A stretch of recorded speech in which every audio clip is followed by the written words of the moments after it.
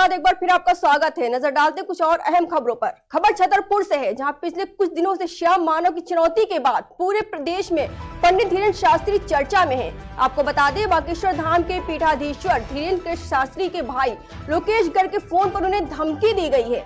बताते चले कि अज्ञात नंबर से आए कॉल से अमर सिंह नाम के व्यक्ति ने धीरेन्द्र शास्त्री को जान से मारने की धमकी दी है। वहीं लोकेश गर्ग की रिपोर्ट पर बरमीठा थाने में मामला दर्ज कर लिया गया है। बता दें कि बरमीठा थाना पुलिस अज्ञात आरोपी की तलाश में भी जुट गई है। थाना बरमीठा अंतर्गत एक आवेदक है लोकेश गर्ग, जो कि धीरेन्द्र शास्त्री जी के रिश्तेदार हैं। उनके द्वारा एक आवेदन लिखित तौर पे दिया गया है कि उनके पास एक फोन आया था, जो फोन या जो कॉल करता था उनके द्वारा ये कहा गया कि हमारी जो बात है वो धीरेन्द्र शास्त्री जी से करा दीजिए। परंतु जब वो बात नहीं करा पाए, उसने बोला उसे काफ़ी समस्या है और उसकी बात होना बहुत ज़रूरी है। और जब वो नहीं उससे बात कराया और बोला कि वो यहाँ छतरपुर में ना होकर रायपुर में है, तो वहाँ उसका जो वो है वो काफ़ी बिगड़ गया और उसने लगातार ये बोला कि आप मेरी बात कराइए, नहीं तो मैं कुछ भी कर जाऊँगा और जो हो पाएगा मैं से वो करूँगा। तो उसी के आधार पर 506, 507 की कायमी आवेदक के द्वारा कराई गई है। और अभी तक ये कायमी जो है अज्ञात अमर सिंह है जिनके की गई है। इसमें जांच कुछ विषयों तक बाकी है और जैसी जांच होती है तथ्य सामने निकल के आते हैं उससे अवगत कराया जाएगा। अभी जो लगता है जो धमकी मिली है, ऐसा लगता है कि जो इस तरह का जो माहौल बना है अभी उनके जो महाराष्ट्र नागपुर वाली संस्था उसी के वजह से मुझे जो समझ में आता है वो ये है कि कोई व्यक्ति है जो उनसे लगातार बात करने की कोशिश कर रहा है, पर क्योंकि बात नहीं हो पा रही है, मुलाकात नहीं हो पा रही है, दर्शन नहीं हो पा रही है, उस कारण से, उस फ्रस्ट्रेशन से शायद उसने किया है। पर 1-2 दिन के अंदर अंदर या फिर अगले 24 घंटे के अंदर अंदर हम पूरी तस्दीक करेंगे, पूरी गहराई तक जाएंगे और जो भी निकल के आता है। एक खबर जालौन से है, जहां खेतों में झूल रही हाई टेंशन लाइट किसान के लिए मौत बन गई। बता दें, खेत से निकलते समय किसान के ऊपर हाई टेंशन लाइट टूट कर गिर गई, जिससे जलकर किसान की मौके पर ही दर्दनाक मौत हो गई। बता दें कि खेतों पर काम कर रहे किसानों ने आनन फानन पुलिस और विद्युत विभाग के अधिकारियों को घटना की सूचना दी, जिसके बाद स्थानीय पुलिस और विद्युत विभाग के आला अधिकारी मौके पर पहुंचे। वहीं पुलिस ने शव को कब्जे में लेकर पोस्टमार्टम के लिए भेज दिया। आपको बता दें कि विद्युत विभाग के अधिकारियों ने मृतक के परिजनों को तत्काल रूप से 20,000 रुपए की सहायता राशि भी दी है। वहीं पूरा मामला जनपद जालौन के सोहरापुर गांव का बताया जा रहा है। खबर लखनऊ से है, जहां अखिल भारत स्वर्ण महासभा और अखिल भारत हिंदू महासभा ने हजरतगंज स्थित गांधी प्रतिमा पर प्रदर्शन किया है। आपको बता दें कि पूर्व कैबिनेट मंत्री और वर्तमान सपा एमएलसी स्वामी प्रसाद मौर्य द्वारा रामायण पर की गई अभद्र टिप्पणी और बागेश्वर धाम महाराज के समर्थन में ये प्रदर्शन किया गया। हम और संगठन के हम लोग सब लोग यहाँ आए हैं, तो जिस प्रकार से धर्मद्रोही लोग हमारे बागेश्वर वाले बाबा जी का के खिलाफ जिस प्रकार टिप्पणी कर रहे हैं, उनका अपमान कर रहे हैं, उसको लेकर के आज पूरे देश में सबसे पहले अखिल भारत हिंदू महासभा आई है मैदान में। जिस प्रकार से बागेश्वर वाले बाबा इस देश को हिंदू राष्ट्र की बात कर रहे हैं, ये कल्पना जो हमारे वीर सावरकर जी ने आज़ादी से पहले दी थी, तो ये देश हिंदू राष्ट्र बने, इसको लेकर जो उनका समर्थन है उसके साथ हिंदू महासभा खड़ी है। जिस प्रकार से जो बलपूर्वक जिनका धर्मांतरण किया गया, जिनको लालच देके ईसाई मिशनरियों ने धर्मांतरण कराया, उनको घर की वापसी कराने की जो बात उन्होंने उठाई है, वही मुद्दा अखिल भारत हिंदू महासभा उस पर काम करती चली आ रही है। तो ऐसे मुद्दे जो तमाम है, इन मुद्दों पर हमारा समर्थन बाबा जी के साथ है। भारत देश को 1947 में बांटा गया, तो एक देश जब इस्लामिक राष्ट्र जब बन गया तो हिंदुओं को आखिर मिला क्या? हिंदुओं को ये मिला कि उसको एक सेकुलर देश दे दिया गया, उनके हिस्से की जमीन वहां दे दी गई, उसके बाद भी लोग यहाँ उनके यहाँ रह गए। और आज तो हमारा राम मंदिर नहीं बनने देते, आज हमारा काशी का मंदिर नहीं बनने देते, आज मथुरा का मेरा हमारी जन्मभूमि नहीं देते। तो हिंदुओं को सेकुलरिज्म मिला, तो हिंदुओं को उनका अधिकार दिया जाए और हिंदुओं को उनके धार्मिक उनकी संस्कृति सब कुछ दी जाए। इसी को लेकर आज हम सब यहाँ एकत्रित हुए। खबर नरकटियागंज के साठी से है, जहां हरनहिया गांव में होमगार्ड जवान शिवशंकर सिंह को पुलिस ने गिरफ्तार कर लिया। बताते चले कि मुशहरवा गांव के एक व्यक्ति ने थाने में आवेदन दिया था, जिसमें बताया गया था कि कुछ दिन पहले कुत्ते को बचाने में उसकी बाइक होमगार्ड जवान से टकरा गई, जिससे नाराज होकर जवान ने बाइक छीन ली, साथ ही साथ रंगदारी के रूप में 50,000 रुपए की भी मांग की। वही मामले में कार्रवाई करते हुए पुलिस ने FIR दर्ज कर होमगार्ड जवान को गिरफ्तार कर जेल भेज दिया।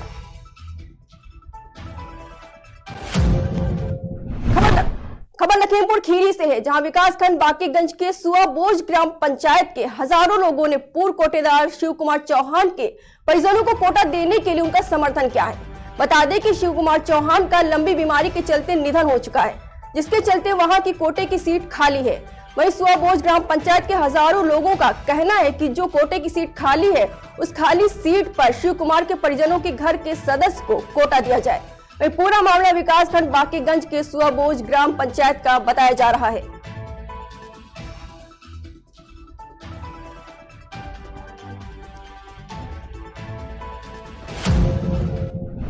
खबर अमेठी से है, जहां अपराधियों के हौसले बुलंद होते दिखाई दे रहे हैं। वहीं अमेठी में जिला बदर अपराधियों का आतंक लगातार जारी है। बता दें कि मामूली बात को लेकर जिला बदर अपराधी ने RRPG कॉलेज अमेठी के सामने छात्र युवक को दिन दहाड़े गोली मार दी। वहीं गोली लगने से छात्र युवक गंभीर रूप से घायल हो गया। वहीं घायल छात्र युवक को अमेठी सामुदायिक स्वास्थ्य केंद्र में भर्ती करा दिया गया है। सूचना मिलते ही मौके पर CO सहित पुलिस ने पहुंचकर मामले की छानबीन शुरू कर दी है। मैं ग्रेटर नोएडा से, मेरा टिकट था पद्मावत एक्सप्रेस से। मैं यहाँ बैठी, मैं जा रहा था डिग्री कॉलेज जा रहा था MA का एग्जाम पता करने। कोई है विकास मिश्रा, अभी भैया लोग से पता किए, मंदरपट्टी विकास मिश्रा। मुझ पे पहले मारे लातों मुखों से गोशों से, उसके बाद फायरिंग किए, उसके बाद फिर उसके बट से मुझे मारे। किस चीज के बट से? पिस्टल थी या कट्टा था, जो कुछ था, मुझे मारे सर, मेरे सर में फट गया। उसके बाद मैं कोतवाली आया एप्लीकेशन देने के लिए। उसके बाद मुझे अस्पताल में लेके आ गया। कौन लाया अस्पताल आपको? भैया थे अस्पताल, कोतवाली के थे, उन्हें लेके आए मुझे। आपने FIR दर्ज की? अभी सर सीधा लेके यहाँ पे हम FIR दर्ज कराने के लिए गया था। कोई पुरानी रंजिश? सर मैं उनको जानता ही नहीं हूँ, बस तो पता किया कि विकास मिश्रा नाम है, रवि मंदरपट्टी। ओह सर, विकास मिश्रा मंदरपट्टी। मैं भी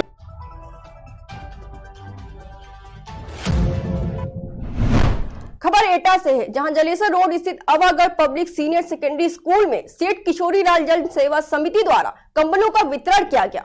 बता दें कस्बा अवागढ़ में समाज सेविका तारा वार्षणे और भारतीय उद्योग व्यापार मंडल के राष्ट्रीय मंत्री संजीव कुमार वार्षणे के तत्वाधान में सेठ किशोरी लाल जन सेवा समिति के माध्यम से गरीब और असहाय लोगों को करीब 500 कंबलों का वितरण किया गया।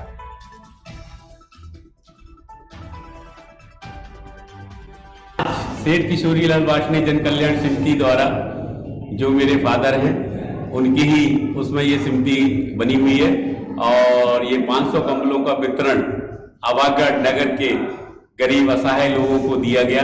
खिचड़ी भोग प्रसादी भी लगाई गई और आज जो है हमारा परसों गणतंत्र दिवस एवं बसंत पंचमी के उपलक्ष्य में ये कार्यक्रम रखा गया। आज SDM साहब, CO साहब और इंस्पेक्टर साहब और भी हमारे व्यापार मंडल के पदाधिकारी लोग मौजूद रहे और सभी ने इसमें हमारा हाथ बटाया और ऐसा काम करके हमें बड़ी अंदर प्रफुल्लता महसूस होती है। यही हमारे बुजुर्गों का हमें आशीर्वाद है और उन्हीं की प्रेरणा स्रोत में हमने ये कार्यक्रम रखा है और ये कार्यक्रम हर साल कुछ ना कुछ ये होता रहता है। ये हमारे बुजुर्गों का हमें आशीर्वाद मिला हुआ है, यही कार्यक्रम है हमारा। सेठ खबर आगरा से है, जहां STF और पुलिस ने संयुक्त रूप से बड़ी कार्रवाई करते हुए 3 बदमाशों को गिरफ्तार किया है। इनके पास से 10 पिस्टल भी बरामद की गई हैं। बता दें गाड़ी में चैम्बर बनाकर असलहे छुपाए थे। साथ ही बताया जा रहा है कि पकड़े गए अपराधी अवैध हथियारों की सप्लाई करते हैं, जिसके चलते शातिर अपराधी पहले भी जेल जा चुके हैं। वहीं ये पूरी कार्रवाई कमला नगर थाना क्षेत्र में की गई।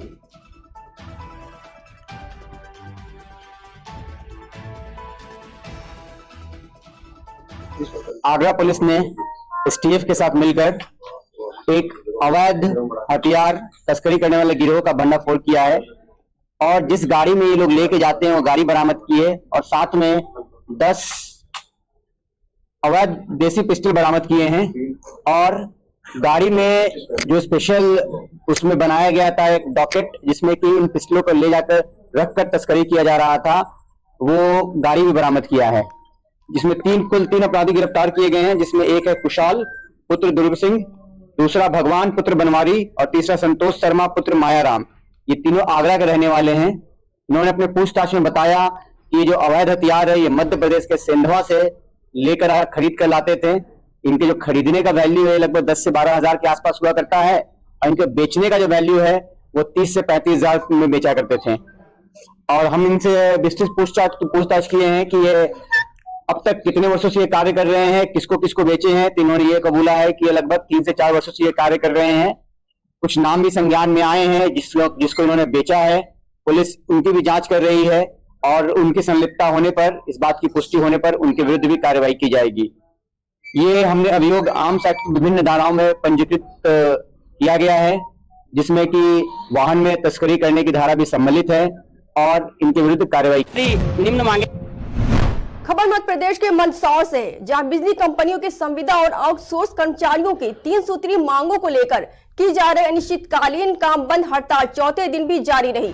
बता दें कि इस दौरान पूरे प्रदेश के लगभग 70,000 अधिकारी और कर्मचारी कार्यालयों में और फील्ड पर नहीं पहुंचे, जिसके चलते उपभोक्ता सेवा बुरी तरह से प्रभावित हो रही है। वहीं विद्युत मंडल द्वारा 3 संविदा कर्मचारियों को निलंबित कर दिया गया है। साथ ही हड़ताल करने वाले कर्मचारियों पर दबाव भी बनाया जा रहा है।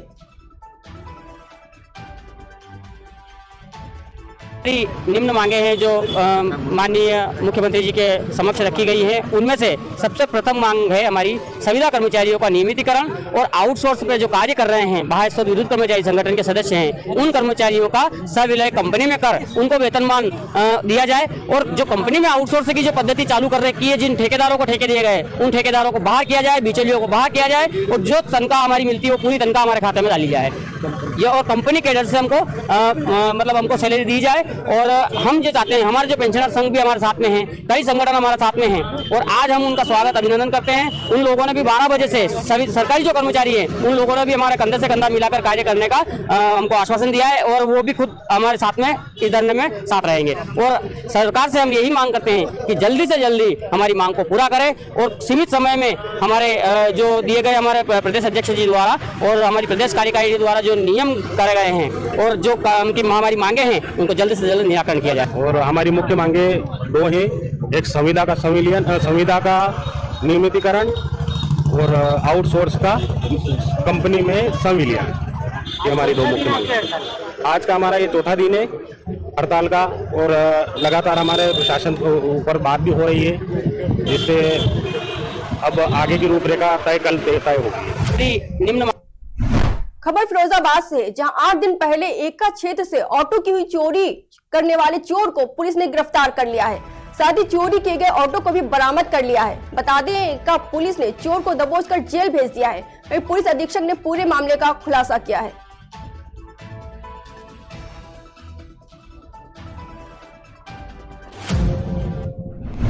मुजफ्फरपुर जिले के बोझा प्रखंड परिसर स्थित राजद कार्यालय में विधायक अमर पासवान की अध्यक्षता में जन नायक कर्पूरी ठाकुर की जयंती का आयोजन किया गया, जिसमें सर्वोत्तम कर्पूरी ठाकुर के चित्र पर माल्यार्पण कर श्रद्धांजलि अर्पित की गई।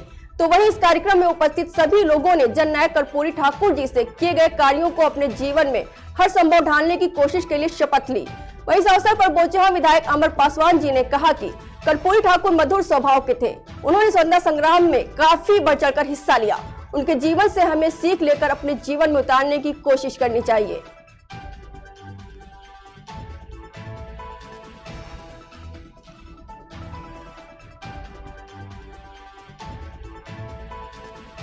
जी, आज जन जन के नायक हमारे कर्पूरी ठाकुर जी का आज जयंती था और आज हम लोगों ने बोचहा प्रखंड में एक सभा के आयोजन किया था उनकी याद में। और जो उनका संकल्प रहा है, उनके विचार रहे हैं, बस उसी को आदान प्रदान किया है और उस पे संकल्पित हुए हैं कि उनके जो पद चिन्ह हैं उस पे हम लोग चलें और सभी बिहार वासियों को, चाहे जनता के बीच में सारी जो उनके आदर्श रहे हैं उन सब पद चिन्हों पे चलते हुए क्योंकि हमें अंतिम पायदान तक जिनको जो मूलभूत सुविधाएं नहीं मिल पाती हैं, तो वैसी जनता को भी हम लोगों ने प्रण लिया है कि वहां तक भी पहुंच करके हम लोगों को कार्य करना है और हमारी जो राजद का जो संकल्प है हम लोग उसमें संकल्पित रहते हैं। जी, आज खबर कर्नाटक के विजयपुर से है, जहां विजयपुर जिला चर्चन तालुका में श्री संगमेश्वर यात्रा 5वें दिन तक चलता रहा। जिसमें सोमवार को तीसरे दिन कुश्ती खेल का आयोजन किया गया। वहीं चर्चन तालुका महाराष्ट्र और कर्नाटक सीमा पर स्थित के कारण कुश्ती खेल में महाराष्ट्र और कर्नाटक के पहलवान आए थे। वहीं श्री संगमेश्वर यात्रा कमेटी के अध्यक्ष GD पावले, कमेटी के सदस्य और गांव के कई लोग मौजूद रहे।